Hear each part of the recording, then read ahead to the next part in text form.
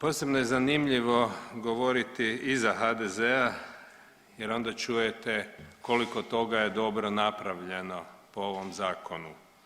Pa onda kažu napravljena je dobra kontrola. Ja mislim da smo svi svjedoci dobre kontrole u INA-i, Hrvatskim šumama, HEP-u, jedinicama lokalne samouprave, ali ima jedna stvar koja se dobro kontrolira, a to dobro se kontrolira PR ove vlasti.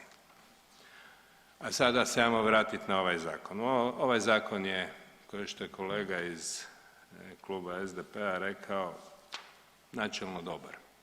U njemu je korektno upotrijebljeno svih 30 slova hrvatske abecede, pristojno su posloženi i napravljeno je ono što Europa od nas traži. Vrlo ponizno uzimamo ono što nam Europa servira. Ja sam jučer na odboru rekao, odnosno želimo biti veći, odnosno kolegica je rekla, ja ponovio, veći katolici od pape. Znači čak i ono što ne traže od nas, a mi mislimo da traže, mi stavimo u ovaj zakon. Ali dobro. I bilo bi dobro kada bi ovaj zakon, kao što kolege iz HDZ-a govore, je ovdje od 2010., 2011., rezultirao nečim korisnim. A zašto ne rezultira nečim korisnim? Zato jer oni koji upravljaju ovim sustavima ne žele da to rezultira nečim korisnim. Ja ću se ovdje dotaknuti jedne stvari koje sam se dotaknuo nekoliko puta s ove govornice, a to je Grad Zagreb i to Grad Zagreb i u bivšem mandatu, a i u sadašnjem mandatu se zadužuje onoliko koliko mu ministar financija dozvoljava. Ministar financija odobrava svako zaduženje Grada Zagreba, odnosno odobrava i ona posredna zaduženja koja se dešavaju kroz komunalna društva i sve je to u bivšem mandatu bivšeg gradonačelnika, tada ministar financija Marić odobravao. Ja sam nekoliko puta mu pisao da neke od stvari dok sam bio gradski zastupnik ne bi trebalo odobriti, da nisu dobre niti za grad, niti za državu, ali država je smatrala da je to dobro. A onda sa ove govornice netko kaže o zaduženosti. A to je fiskalna odgovornost. Vi govorite ovdje o Povjerenstvu za fiskalnu odgovornost u čijem tijelu čiji su članovi između ostalog djelatnici HNB-a.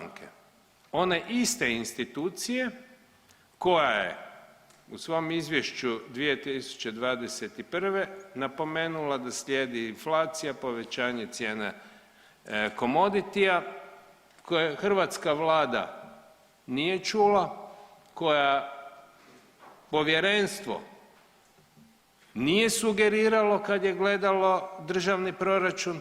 I onda se ja pitam čemu služe ti neovisni stručnjaci kada oni svaki puta odobre ono što je Vlada rekla, a oni su kao neovisni, a ista ta HNB, njen prvi zadatak je očuvanje stabilnosti cijena, ako se ja ne varam. Da. Evo, kako su očuvali hrvatske cijene vidimo. Prijedloge koje su dali oni i ljudi koji su oni kandidirali u povjerenstvo, vidimo kako se danas rezultira.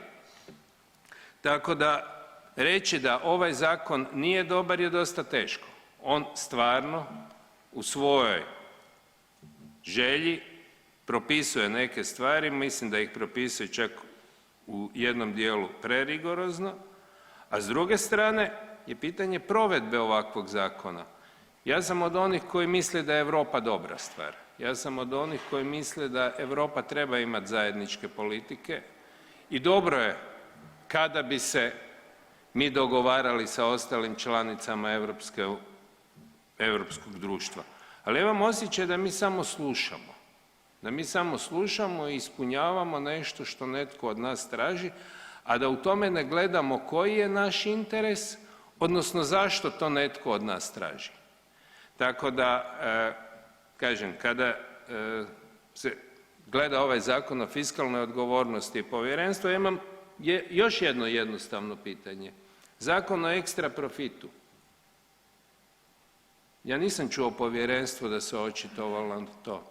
Ja nisam čuo da je to povjerenstvo sugeriralo vladi da je dobro preslikala EU direktivu odnosno ako se mene pita ne da ju nije preslikala nego je krivotvorila. To isto povjerenstvo je nedavno reklo da je projekcija hrvatskog proračuna dobra, nije bilo priče o ekstra profitu u njoj. Sada smo uveli taj ekstra profit, jel sada bolja? Ovdje se govori o tome da će se pratiti 4-godišnje razdoblje. Mene strašno zanima što će se pratiti u tom 4-godišnjem razdoblju. One projekcije koje su dane na početku godine kao planovi, kao prvi proračun ili će se pratiti onaj završni proračun, onaj rebalans iz 12. mjeseca kada popeglamo stvari. Jer kada vi gledate kako hrvatska Vlada izvještava, onda ustvari izvještava na onaj zadnji proračun kako je realizirala. Da, naravno, ako ste donijeli rebalans proračuna 16.12., a i tada fali po par milijardi, da do 31.12. više nemate što zeznuti. Ali, ako pogledate onaj prvi proračun koji je donesen prethodne godine za narednu godinu, onda se pojavljuje da od onih slobodnih sredstava koja ne odlaze na plaće i slične stvari smo praktički više od 70% upotrijebili drugačije nego što smo planirali. A ja ne vidim da je to Povjerenstvo za fiskalnu odgovornost išta o tome napisalo, odnosno na jedan način se referiralo na to. Ja moram priznati kad se govori o tim nezavisnim ljudima koji imaju integritet, pa se ovdje kaže ko sve ne može biti i što sve ne može raditi, ja ne mogu vjerovati da netko vjeruje da u HNB-u koja radi korektan posao u nekim stvarima, u analizama u stvari radi korektan posao, a onda primjenu tih istih analiza niti oni, niti država nema kako treba.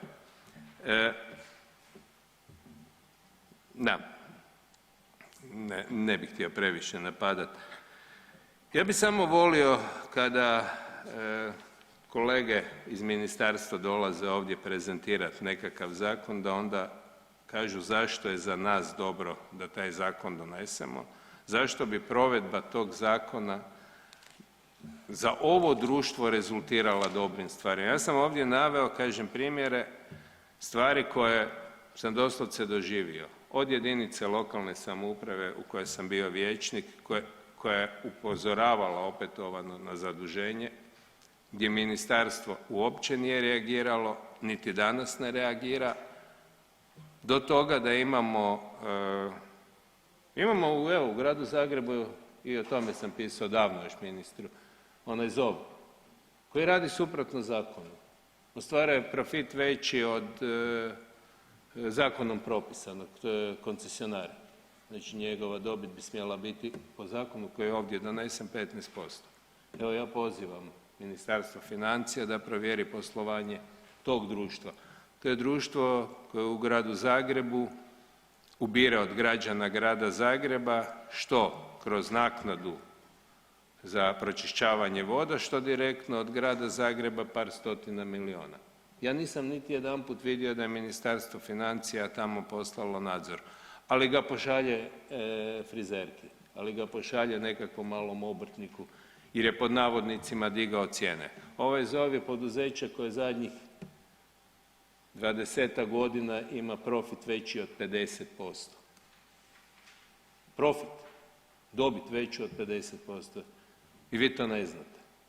Znate, itekako znate, ali to vam nije interes gledati. Interes vam je baviti se PR-om i kažem s ove govornice reći da ste donijeli uredan zakon, kažem uredno je napisan, svih 30 slova upotrijebljeno, uredno posloženo, ali provedba tog zakona odnosno oni koji bi trebali na temelju tog zakona nešto raditi, rezultat su INA, Hrvatske šume, završit ću s onim s čime sam počeo, HEP, jedinice lokalne samouprave. Evo, hvala lijepa.